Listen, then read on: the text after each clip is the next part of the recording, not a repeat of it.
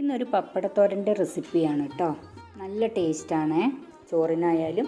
ഇനി അതല്ല, നല്ല കട്ടൻ ചായയുടെ കൂടെ ആണെങ്കിലും നല്ല സൂപ്പറാണ്.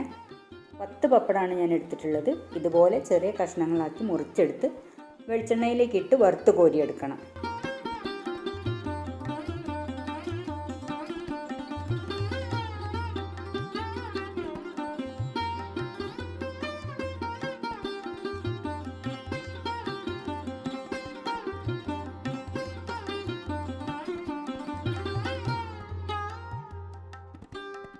ഇനി കുറച്ച് വെളുത്തുള്ളിയും ചെറിയുള്ളിയും ചതച്ചെടുത്ത് വയ്ക്കാം.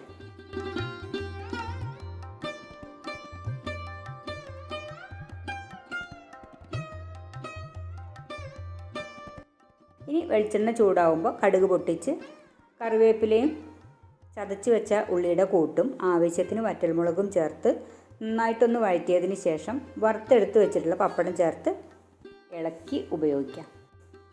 പപ്പടം വറുത്തെടുത്ത വെളിച്ചെണ്ണ എടുക്കുന്നതിനേക്കാൾ നല്ലത് പുതിയ വെളിച്ചെണ്ണ എടുക്കുന്നതാവും കേട്ടോ.